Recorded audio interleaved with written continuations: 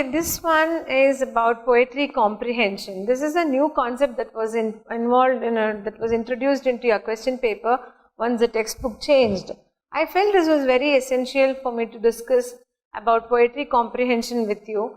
Though it does not seem very difficult, but poem and understanding poem and answering the questions, comprehending the poem is slightly a tough one. Instead of poetry, if it was a composition, it was a big passage, your passage comprehension, which is for 10 marks, I think that is still more easy for you, because you have to read it. It is just a story or an essay that is given. Most of the times you try to find the answers from the essay itself and you try to write the answer as it is. You try to reproduce the sentences. But here it is slightly difficult because you need to understand. But one thing, let us be very clear, you don't have to think too much about it, because the questions are very direct. They just talk about whatever 3-4 lines that are given to you, and the questions, as I told you, they are directly based on the sentences that are here. I'll be giving you 2 examples in this session. There are 2 poems, and the textbook itself tells that the question paper has to be set in such a way that the poems have to be taken from your text only. So nowhere else can these poems can be taken from. So these are the 2 poems that are from your text. I've just taken 2 poems. Let me very quickly, briefly tell you how to answer them. The first poem has around 5 lines. Lord, I'm so tired, I entered the world. Far have I wandered since the cock crew, and the road to school is steep. Lord, I do not want to go into their school. This is the behavior of a child probably, who tries to say that the road is very steep and I don't want to go. I've got up early in the morning. I just want to relax now. I don't want to go to school at all. And I've been wandering since the morning. That is how I've been doing. It does not require any kind of explanation also. So you'll have to understand. I can understand that you will take 2 readings for it. You'll have to take 2 readings. You just read it once again, then understand it, and then you have to answer the question. Lord, I'm so tired that I entered the world. Far have I travelled, wandered since the cock crew, and the road to school is steep. Lord, I do not want to go into their school. I do not want to go into their school. First one, who is addressed by the speaker? The speaker, I. Whom is he talking to? Who is addressed? Again, this one, the question is in passive voice. Okay, who is addressed by the speaker? Of course, it is the Lord. So you'll write down, the Lord is addressed by the speaker. What time of the day does since the cock crew mean? What does it suggest? When does the cock crow, and then when do we start our day because of the cock crowing? So it's usually the morning. So what time of the day does it suggest? It suggests the morning time. Usually people get up early in the morning and start with their work. Off late, on and off, the cock starts, it just keeps crowing. But usually cock crowing it suggests and refers to the morning time. The third question, how is the road to the school according to the speaker? As I told you, the sentences, they might look scary for you. You might feel that you cannot be comprehending it at all. But once you read the questions, you will understand the questions are very, very direct. They can be easily understood and easily comprehended. So how is the road to the school? The question the answer is here in the passage itself. The road to the school is very steep. Steep means very, it's uphill, but it is not a very inclined one. It's too much of a it's not a very oblique one. It's a very narrow and a steep one. He has to climb lot of steps and he has to reach the school. So he says that it is tough to go to the school. So let us not think too much about the poem. Why does the poet say this and all those things? It's a different question. But all we have to understand is read these lines and then comprehend it and write the answers for it. So again, when you are writing the answer here, you will have to write the correct question number and then write down these sub-question numbers and then write only the answer. That will be sufficient for you. You don't have to write anything else at all. Second example here. 2 roads diverged in a yellow wood, and sorry, I couldn't travel both, and be one traveler long, and be one traveler long I stood and looked down one as far as I could to where it bent in the undergrowth. Undergrowth is a marshy place, it just goes down and starts growing there. The road just goes there and there are tall grasses everywhere. So the poet here, he says that in a yellow wood, wood refers to the forest. He just stands there. There are two roads that are diverging. He doesn't know which road to take. He stands there for a long time and he could, he stood and looked down on one of the road. He just wanted to travel on both the sides, both the roads, but he says, I'm sorry, I couldn't travel on both the roads and I could not be one traveler. One traveler traveling on two roads is impossible.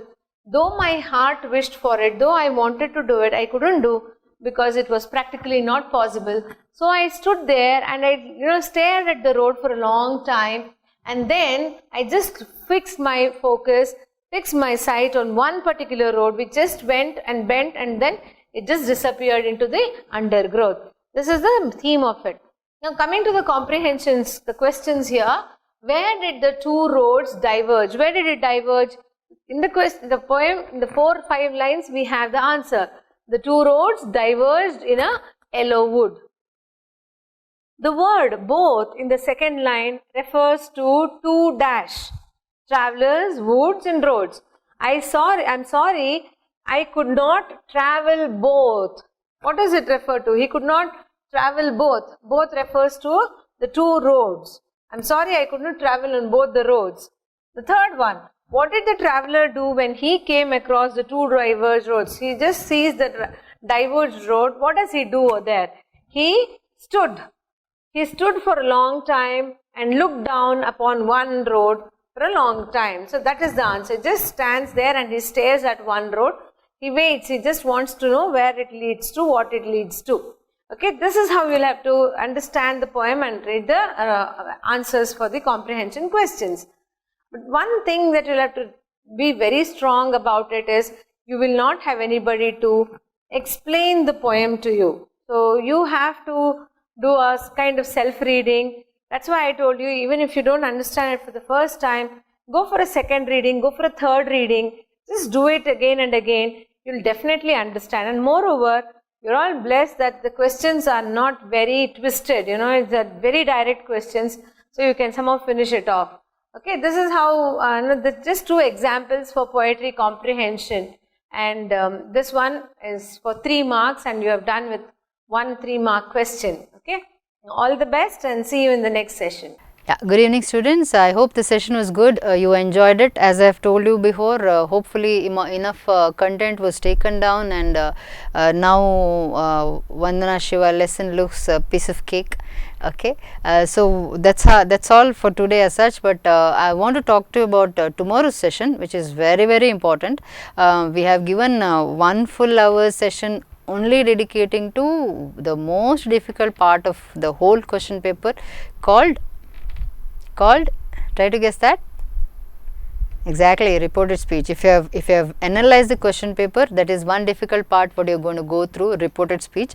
Now what is the psychology is actually, listen to this, it's very interesting. Our valuation, how it goes is, you can score up to 95, 96, everything is fair and fine.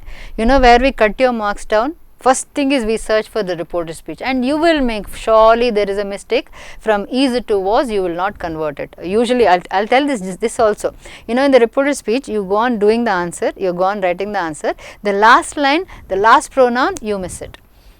I don't know, see, just feel it. Has it happened when you have been doing the exams till now? No, has it happened? It is one issue which is always a problem, I feel. Or I'm not telling the last pronoun only, but one pronoun will be missed and half mark goes, and then you're all like, oh goodness, it is so easy. It was and is I could not do. That's how you're going to bang your head. So here we are for tomorrow's morning session. You're going to have reported speech. Now again, all the patience on earth, you bring it down and keep it here with you for 1 hour session. You are going to learn reported speech. Now take it from me, reported speech is the sentence, the kind of question. First I'll talk about question paper. As I told, it is one of the things which are going to, not that we are going to cut marks, please don't going to take it like that, but we are going to scrutinize to see whether you really know the rules and you have implemented it.